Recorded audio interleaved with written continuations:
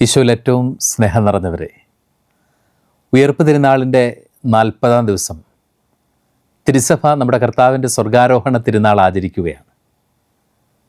ഉയർച്ച, കരേറ്റം എന്നൊക്കെ അർത്ഥം വരുന്ന സുലാഖ എന്നാണ് പൗരസ്ത്യ സുറിയാനിയിൽ സ്വർഗാരോഹണ തിരുനാൾ അറിയപ്പെടുന്നത്. മിശിഹ സംഭവങ്ങളുടെ മുഴുവനും പരിസമാപ്തിയായിട്ടാണ് ക്രൈസ്തവ ദൈവശാസ്ത്രം സ്വർഗാരോഹണത്തെ മനസ്സിലാക്കുകയും വ്യാഖ്യാനിക്കുകയും ചെയ്യുന്നത്. സഭാപിതാവായ വിശുദ്ധ അത്തനേഷ്യസിൻ്റെ മനോഹരമായ ഒരു വാചകമുണ്ട്. മിശിഹ സ്വർഗാരോഹണത്തിലൂടെ മനുഷ്യപ്രകൃതിയെ സ്വർഗത്തിൽ പ്രതിഷ്ഠിച്ചു. അവനിലൂടെ മനുഷ്യത്വം നിത്യതയിലേക്ക് പ്രവേശിച്ചു.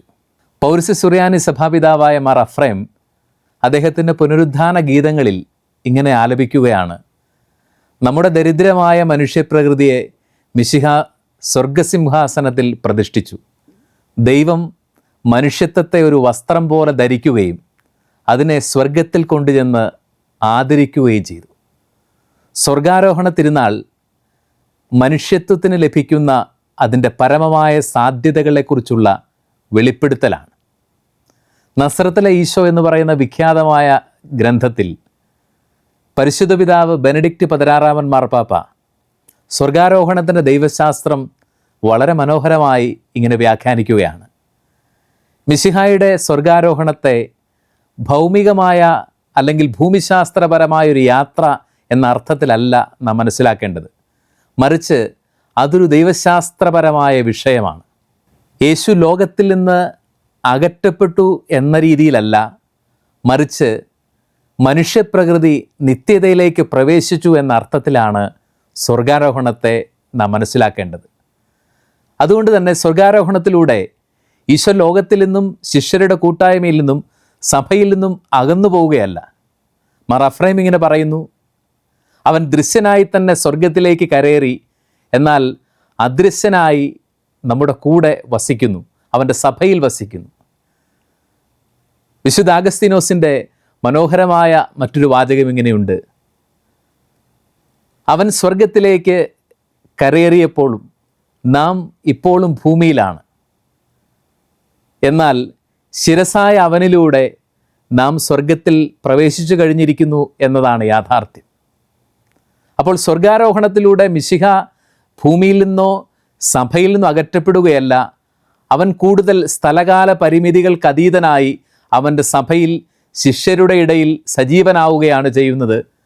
കൂദാശകളിലൂടെ അവൻ്റെ സജീവ സാന്നിധ്യം അവൻ ഉറപ്പുവരുത്തുകയാണ് ചെയ്യുന്നത്. സുവിശേഷ വിവരണങ്ങളിൽ 3 ഭാഗങ്ങളിലാണ് പുതിയ നിയമത്തിൽ സ്വർഗാരോഹണത്തിൻ്റെ വിവരണങ്ങൾ നമ്മൾ വായിക്കുന്നത്.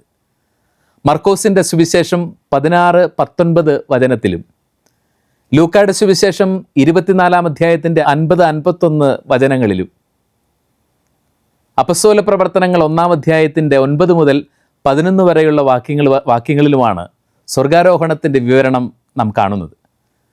വളരെ മനോഹരവും ആഴവുമായ ചില ദൈവശാസ്ത്ര വ്യാഖ്യാനങ്ങൾ ഈ പുതിയ നിയമ വിവരണങ്ങൾ ഉൾച്ചേർത്തിട്ടുണ്ട് എന്നുള്ളതാണ് യാഥാർത്ഥ്യം. അവയിൽ നിന്ന് പൊതുവായി ഉരുത്തിരിയുന്ന ചില വ്യാഖ്യാന സാധ്യതകളുണ്ട്. അതിലാദ്യത്തേത്, അപ്പസ്തോല പ്രവർത്തനങ്ങൾ ഇങ്ങനെ നമ്മൾ വായിക്കുകയാണ്: സ്വർഗാരോഹണത്തിൽ ഇടയിൽ ഒരു മേഘം വന്ന് യേശുവിനെ ശിഷ്യരിൽ നിന്ന് മറച്ചു എന്നാണ്. യഥാർത്ഥത്തിൽ മേഘത്തിൻ്റെ സാന്നിധ്യം വിശുദ്ധ ഗ്രന്ഥത്തിലുടനീളം ദൈവമഹത്വത്തിൻ്റെയും ദൈവസാന്നിധ്യത്തിൻ്റെയും സവിശേഷമായ അടയാളമാണ്. ഇസ്രായേൽ ജനം 40 വർഷം മരുഭൂമിയിലൂടെ നടന്നപ്പോൾ മേഘത്തൂണായാണ് ദൈവസാന്നിധ്യം അവരുടെ കൂടെ സഞ്ചരിച്ചത്. അവർ സമാഗമ കൂടാരം നിർമ്മിച്ചപ്പോഴും മേഘത്തിലാണ് ദൈവസാന്നിധ്യം ഇറങ്ങി വന്നത്. മോശയോട് സിനായി മലയിൽ വെച്ച് ദൈവം മുഖാമുഖം സംസാരിച്ചുവെന്ന് രേഖപ്പെടുത്തുമ്പോഴും ന്യായപ്രമാണങ്ങൾ മോശയ്ക്ക് നൽകിയെന്ന് രേഖപ്പെടുത്തുമ്പോഴും എല്ലാം മേഘത്തിൻ്റെ രൂപത്തിലാണ് ദൈവസാന്നിധ്യം ഇറങ്ങി വന്നതായിട്ട് വിശുദ്ധ ഗ്രന്ഥം സാക്ഷ്യപ്പെടുത്തുന്നത്. സോളമൻ ആദ്യ ദേവാലയം പണിയുന്നിടത്തും ദൈവമഹത്വത്തിൻ്റെ ഷെക്കൈന സാന്നിധ്യത്തിൻ്റെ അടയാളമായി രേഖപ്പെടുത്തിയിരിക്കുന്നത് മേഘത്തിൻ്റെ സാന്നിധ്യമാണ്. യേശുവിൻ്റെ രൂപാന്തരീകരണ സമയത്തും ഈ മേഘസാന്നിധ്യത്തെ സുവിശേഷകന്മാർ കൃത്യതയോടെ അവതരിപ്പിക്കുന്നുണ്ട്. അങ്ങനെയെങ്കിൽ സ്വർഗാരോഹണ സമയത്തെ മേഘത്തിൻ്റെ സാന്നിധ്യത്തിൻ്റെ വിവരണമെന്ന് പറയുന്നത് യേശു ദൈവത്തിൻ്റെ മഹത്വത്തിലേക്ക് പ്രവേശിക്കുന്നു, ദൈവിക തേജസ്സിലേക്ക് പ്രവേശിക്കുന്നു എന്നുള്ളതിൻ്റെ വളരെ മനോഹരമായിട്ടുള്ള ഒരു ചിത്രീകരണമായിട്ടാണ് അതിനെ മനസ്സിലാക്കേണ്ടത്. രണ്ടാമത്, മർക്കോസിൻ്റെ സുവിശേഷത്തിലും അതുപോലെ തന്നെ ഹെബ്രായ ലേഖനത്തിൻ്റെ 10:12 നമ്മൾ വായിക്കുകയാണ്, മിശിഹ പിതാവായ ദൈവത്തിൻ്റെ വലതുഭാഗത്ത് ഉപവിഷ്ടനായി. ഹെബ്രായ ലേഖനം 10:12 പറയുകയാണ്, പാപങ്ങൾക്ക് വേണ്ടിയുള്ള എന്നേക്കുമായുള്ള ഏക ബലി അർപ്പിച്ചു കഴിഞ്ഞ് അവൻ ദൈവത്തിൻ്റെ വലതുഭാഗത്ത് ഉപവിഷ്ടനായിരിക്കുന്നു.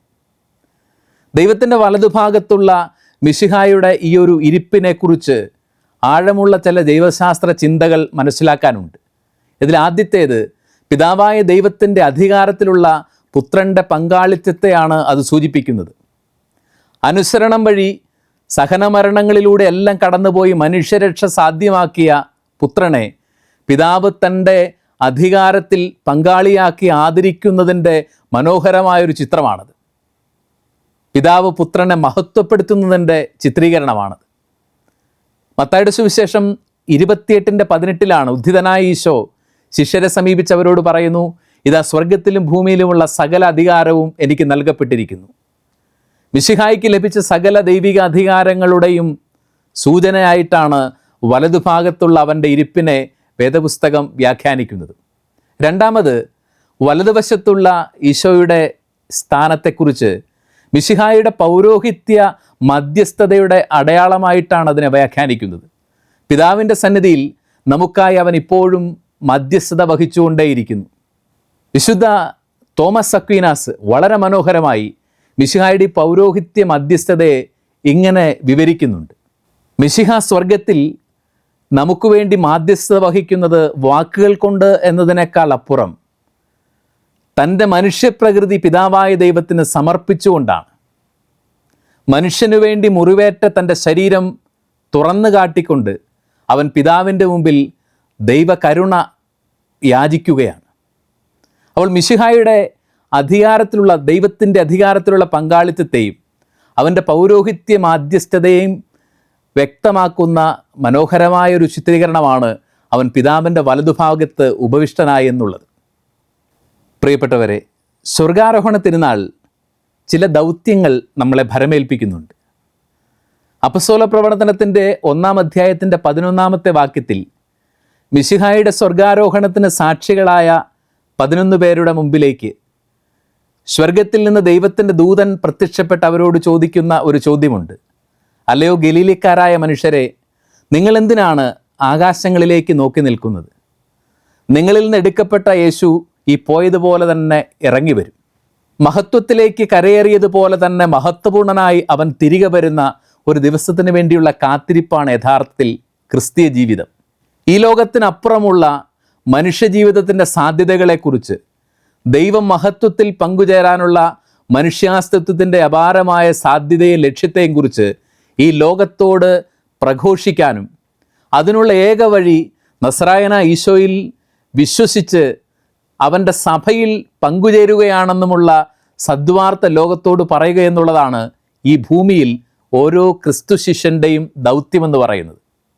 സ്വർഗത്തിലേക്ക് നോക്കി നിൽക്കുകയല്ല, ഭൂമിയിൽ അവൻ്റെ സാക്ഷികളാവുകയാണ് ഈ കാലഘട്ടത്തിൽ ദൈവം നമ്മിൽ നിന്ന് ആവശ്യപ്പെടുന്നു. അതുകൊണ്ട് സ്വർഗാരോഹണം ഭരമേൽപ്പിക്കുന്ന ഏറ്റവും വലിയ നിയോഗങ്ങളിലൊന്ന് അവൻ്റെ സാക്ഷികളാവുക എന്നുള്ളതാണ്. അവൻ്റെ വരവിന് വേണ്ടി ഒരു സമൂഹത്തെ ഒരുക്കുക എന്നുള്ള ദൗത്യമാണ് ഈ ഭൂമിയിൽ നമുക്ക് നിർവഹിക്കാനുള്ളത്. കൈകൾ ഉയർത്തി തൻ്റെ ശിഷ്യരെ ആശീർവദിച്ചുകൊണ്ടാണ് യേശു സ്വർഗത്തിലേക്ക് കരേറ്റപ്പെട്ടതായിട്ട് ലൂക്കാസ് സുവിശേഷകൻ ചിത്രീകരിക്കുന്നത്. ആശീർവദിക്കാൻ ഉയർത്തിയ കർത്താവിൻ്റെ കരങ്ങൾ ഉയർന്നു തന്നെ നിൽക്കുകയാണ്. അതുകൊണ്ടാണ് കഴിഞ്ഞ 2000-ൽ പരം വർഷങ്ങളായിട്ട് ഭീകരമായ പീഡനങ്ങളെയും പലതരത്തിലുള്ള ക്ലേശങ്ങളെയും എതിർപ്പുകളെയും നേരിടേണ്ടി വന്നിട്ടും അവൻ്റെ സുവിശേഷത്തിന് ഇന്നോളം വിലങ്ങുവയ്ക്കാൻ ആർക്കും കഴിയാതെ പോയതിൻ്റെ കാരണം സുവിശേഷം പ്രസംഗിക്കുന്ന തൻ്റെ ശിഷ്യരുടെ മേൽ ഉയർത്തിയ അവൻ്റെ ആശീർവാദത്തിൻ്റെ കരങ്ങൾ ഉയർന്നു തന്നെ നിൽക്കുകയാണ്. ഭരണകൂടങ്ങളോ അധികാര കേന്ദ്രങ്ങളോ ആധിപത്യങ്ങളോ പ്രഭുത്വങ്ങളോ മാനുഷികമായ പ്രസ്ഥാനങ്ങളോ അത് ഭാഷയ്ക്കും ദേശത്തിനും കാലത്തിനും അതീതമായി ഏതേത് രൂപത്തിലോ ഭാവത്തിലോ വന്നാലും അവയ്ക്കൊന്നിനും സുവിശേഷം പ്രസംഗിക്കാനുള്ള നമ്മുടെ ദൗത്യത്തിൽ നിന്ന് അവൻ്റെ സഭയെ തടയാൻ കഴിയില്ലാത്തതിൻ്റെ കാരണം ആശീർവദിക്കാൻ ഉയർത്തിയ അവൻ്റെ കരങ്ങൾ ഉയർന്നു നിൽക്കുന്നു എന്നുള്ളതാണ്. ആ പ്രത്യാശയിൽ ഈ സ്വർഗാരോഹണ തിരുനാളിൻ്റെ ആത്മീയ ചൈതന്യം ഉൾക്കൊണ്ടുകൊണ്ട് നമുക്ക് ഭൂമിയിൽ അവൻ്റെ സാക്ഷികളാവുകയെന്നുള്ള നമ്മുടെ ദൗത്യം നിറവേറ്റാം. പൗരസ്ത്യ സഭാപിതാവായ മാർ അഫ്രയം പറയുന്നു, അവൻ ദൃശ്യനായി സ്വർഗത്തിലേക്ക് കരേറി, എന്നാൽ അദൃശ്യനായി അവൻ്റെ സഭയിൽ വസിക്കുന്നു. മിശിഹ അവൻ്റെ സഭയിൽ സജീവനായി വസിക്കുന്നുണ്ട് എന്നുള്ള ഉറപ്പുള്ള പ്രത്യാശയാവട്ടെ നമ്മെ മുന്നോട്ട് നയിക്കുന്നത്. എല്ലാവർക്കും സ്വർഗാരോഹണ തിരുനാളിൻ്റെ ദൈവാനുഗ്രഹങ്ങൾ ഹൃദയപൂർവ്വം പ്രാർത്ഥിക്കുന്നു.